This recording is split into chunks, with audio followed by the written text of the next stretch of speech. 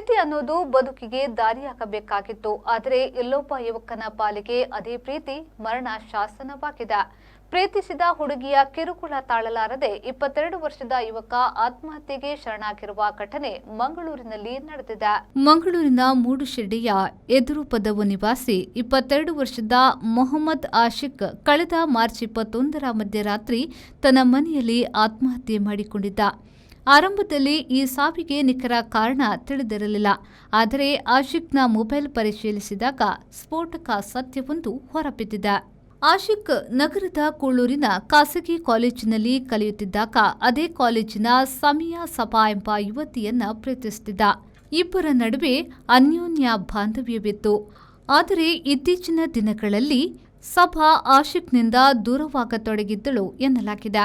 ಕೇವಲ ದೂರವಾಗುವುದು ಮಾತ್ರವಲ್ಲದೆ ಆತನಿಗೆ ಮಾನಸಿಕ ಕಿರುಕುಳ ನೀಡುತ್ತಿದ್ದಳು ಎಂಬ ಗಂಭೀರ ಆರೋಪವನ್ನ ಆಶಿಕ್ ಮನೆಯವರು ಮಾಡಿದ್ದಾರೆ. ಆಶಿಕ್ ತಂದೆ ಮೊಹಮ್ಮದ್ ಹನೀಫ್ ಕಾವೂರು ಪೊಲೀಸ್ ಠಾಣೆಯಲ್ಲಿ ದೂರು ದಾಖಲಿಸಿದ್ದು, ಸಭಾಳ ಕಿರುಕುಳವೇ ತನ್ನ ಮಗನ ಸಾವಿಗೆ ಕಾರಣ ಎಂದು ತಿಳಿಸಿದ್ದಾರೆ.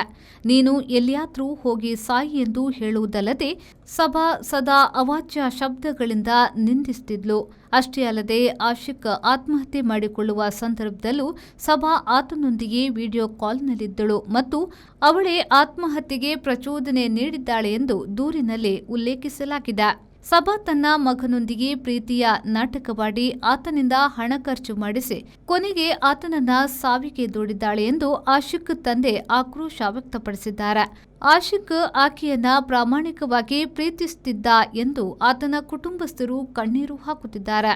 ಸದ್ಯ ಕಾವೂರು ಪೊಲೀಸರು ಪ್ರಕರಣ ದಾಖಲಿಸಿಕೊಂಡಿದ್ದು ತನಿಖೆ ಚುರುಕುಗೊಳಿಸಿದ್ದಾರೆ.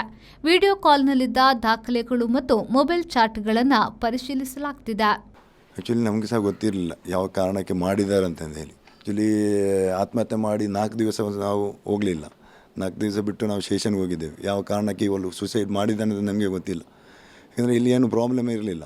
ಸುಸೈಡ್ ಮಾಡುವಂಥದ್ದು ಯಾವುದೂ ಒಂದು ಪ್ರಾಬ್ಲಮ್ ಇರಲಿಲ್ಲ. ಮತ್ತು ನಾವು ಒಂದು 4 ಡೇಸ್ ಬಿಟ್ಟು ಮತ್ತು ಮೊಬೈಲಲ್ಲಿ ಓಪನ್ ಮಾಡುವಾಗ ಅದರಲ್ಲೆಲ್ಲ ಗೊತ್ತಾಯಿತು ಈ ಥರ ಇವ್ರದ್ದು ಟಾರ್ಚರ್ ಇತ್ತು ಅಂತ. ಇವಳಿಗೆ ಬೇರೆ ಅಕ್ರಮವಾಗಿ ಬೇರೆ ಎಲ್ಲ ಓಡಿಸಿದ್ದು. ಅದಕ್ಕಾಗಿ ಇವನು ಕೇಳ್ತಿದ್ದ ಯಾರು ಏನಂತ. ಅದಕ್ಕೆ ಅವಳಿಗೆ ಸಹ ಗೊತ್ತಾಯಿತು ಈ ಥರ ಮ್ಯಾಟ್ರಲ್ಲಿ ಇವನಿಗೆ ಗೊತ್ತಾಗಿದೆ ಅಂತ ಹೇಳಿ ಎಲ್ಲ. ಮತ್ತು ಅವಳು ಫೋನ್ ಮಾಡಿ ಮೆಸೇಜಲ್ಲಿದೆ ಅವಳ ಹತ್ರ ಇವನು ಮಾತಾಡಿ ಚಾಟ್ ಮಾಡಿದಲ್ಲ. ಅವಳೇ ಲೈವ್ ಆಗಿ ಹೇಳಿದ್ದಾಳೆ, ಯಾಕೆಂದರೆ ನೀ ಸುಸೈಡ್ ಮಾಡು ಹಾಗೆ ಹೀಗೆ ಅಂತಲ್ಲ ಹೇಳಿ. ಮತ್ತು ಲೈವಲ್ಲಿ ಸುಸೈಡ್ ಮಾಡಿದ್ವಿ ಮನೆಯಲ್ಲಿ. ಸುಸೈಡ್ ಮಾಡುವಂಥದ್ದು ಏನಿಲ್ಲ, ಅಂಥದ್ದು ಏನೊಂದು ಇದಿಲ್ಲ. ಇವನಿಗೆ ಬೇರೆ ಬಾಯ್ ಫ್ರೆಂಡಲ್ಲಿತ್ತು. ಅದನ್ನು ಕೇಳಿ ಸಿನ್ಸಿಯರ್ ಆಗಿ ಒಳ್ಳೆ ಹುಡುಗ. Bureau report V4 news Mangaluru.